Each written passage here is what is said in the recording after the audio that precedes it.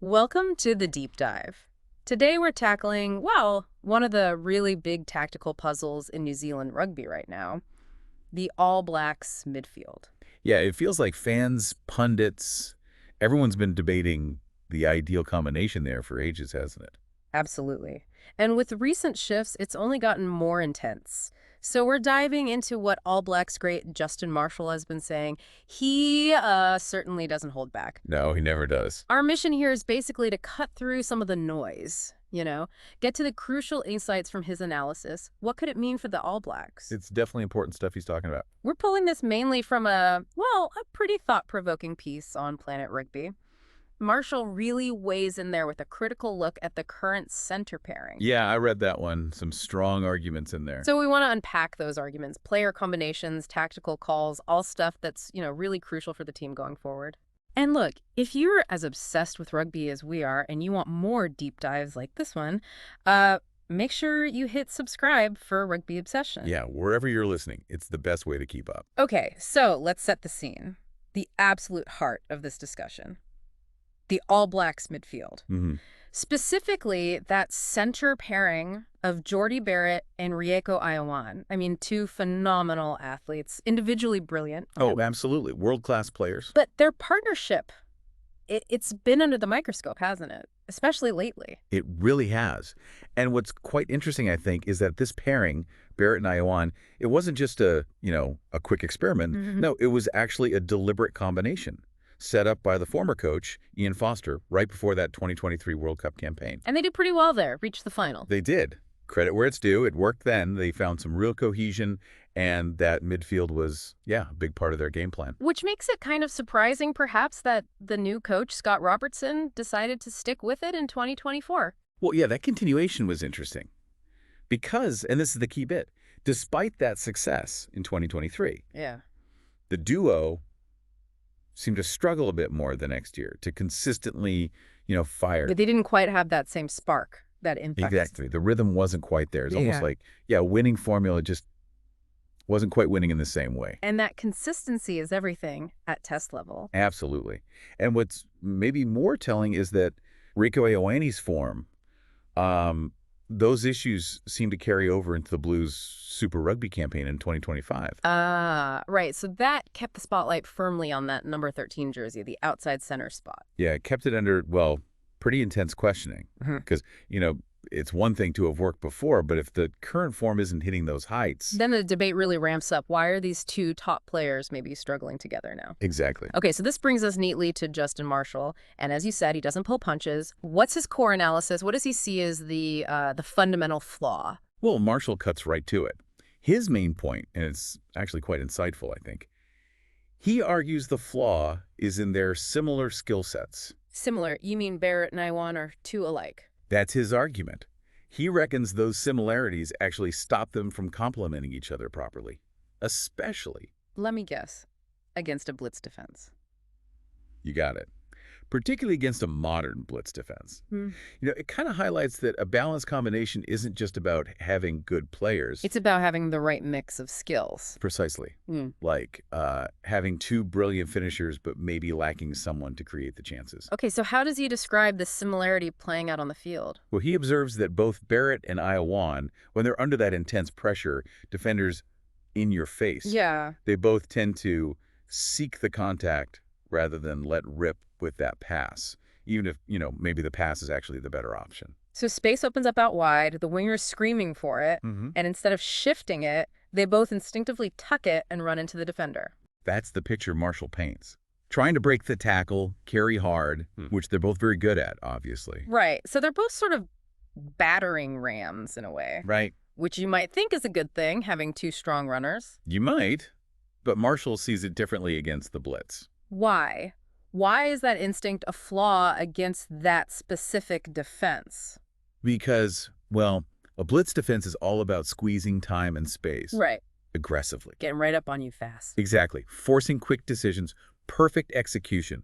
They want you to hesitate, to panic, to make errors. Okay. So if your instinct, or maybe both your center's instincts, is to run into contact instead of releasing that pass, You're playing into their hands. that's Marshall's point. You're doing exactly what the defense wants you to do. And what happens then? What are the consequences he points out? Well, specific things. Errors that just kill your attack. He talks about intercepts, the passes forced or late. Yeah, momentum killers. Huge momentum killers. Yeah. Or players get knocked over, losing ground, maybe turning the ball over, and spill ball too. Dropped passes, poor handling. Yeah, because the decision wasn't made quickly or confidently enough. It basically just stifles the attack, turns good positions into nothing.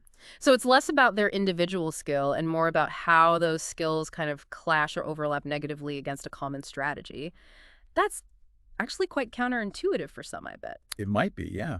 So Marshall's conclusion is pretty stark then. Can't have like-for-like players if you want to beat a blitz consistently. That's the bottom line for him. You need balance. He says the ideal combo needs somebody that's good at contact, that can punch through. Yep, got to have that power element. But equally somebody that's got the courage to throw a pass, should that space be there. That dual threat, that versatility. Not just two guys trying to do the same thing, which might cancel each other out sometimes. Okay, so if that's the problem, the lack of synergy, the need for balance, what's Marshall's solution? What does he actually propose? Well, interestingly, despite identifying that flaw in the pairing, he still firmly believes Jordie Barrett should keep his spot at 12. Right, he sees Barrett as key. Yeah, a critical piece. Yeah. A real presence there. But he's consistently said Barrett needs a new partner at 13. To create that balance. Exactly, to find that complementary piece. It's not about dropping someone necessarily, but about optimizing the backline's potential. And does he name names? Who does he think should be that partner, especially looking ahead, say, to games against France? He does. He specifically advocates for Billy Proctor. Billy Proctor, okay. Why him? What does Proctor bring that Ioane, in Marshall's view, maybe doesn't alongside Barrett? Well, Marshall reckons Proctor provides exactly what's missing. That crucial distribution element from the 13 channel. The passing game? Yeah, the ability to be a link player, which he feels Barrett at 12 isn't currently providing in that specific combination. And what specific skills does Proctor have that make him right for that, according to Marshall? He really highlights Proctor's all-around attacking game. He mentions his good outside break. Creates initial problems for the defense. Right. Forces defenders to commit. And he's got a good offload, too, for keeping the attack flowing after contact. Continuity, yeah. But the main thing, the absolute core of it for Marshall, is that Proctor has the vision and maybe the nerve to get the ball into that space, should it be there for our wingers, even under pressure. So he's the guy who can make that split-second pass, unlock the speed out wide. That's the idea. He acts as that vital link between the midfield power and the outside backs. Interesting stuff. And Proctor, he missed the start of the season, didn't he? Injury. Yeah, he had that troublesome Achilles issue. But when he came back for the Hurricanes, he put in some really excellent performances, didn't he?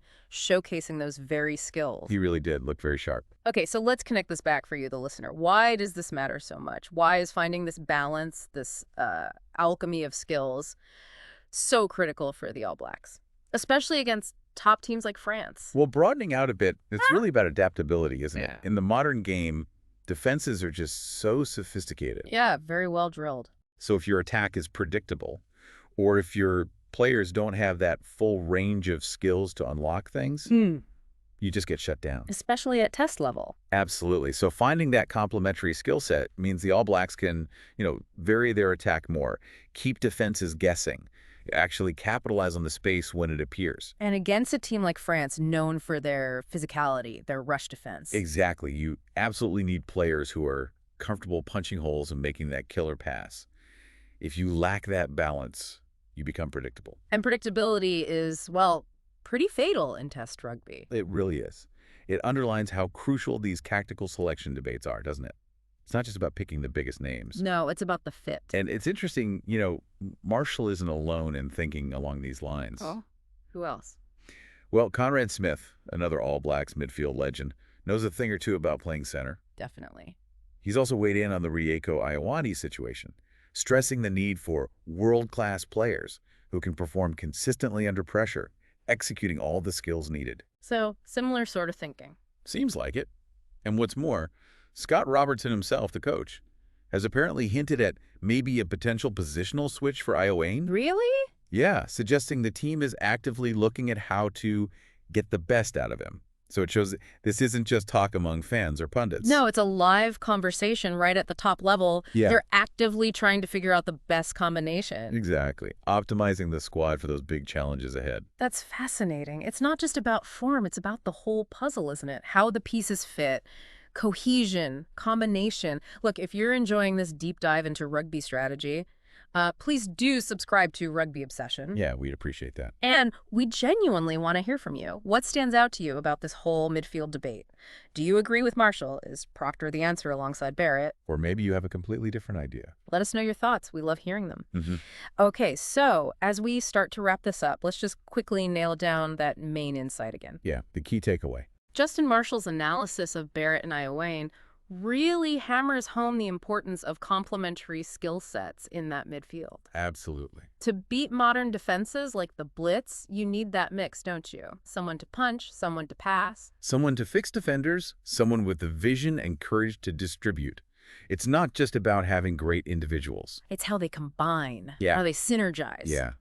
Which leads to maybe a final thought for you to chew on after this deep dive. Go on. Beyond just individual talent, how much does that specific combination, that balance of players, actually dictate a team's success, especially in those high-pressure international games? So is it more about the stars or the system, the individuals, or the alchemy of how they work together? Exactly. How much weight do you put on sheer brilliance versus that subtle chemistry that makes the whole greater than the sum of its parts? It's something coaches grapple with constantly. A brilliant question to leave everyone with. We really hope you've enjoyed cutting through the noise with us today, getting deep into the strategy of All Blacks rugby. Hope it was useful. Make sure you are subscribed to Rugby Obsession so you don't miss our next deep dive. Definitely hit that button.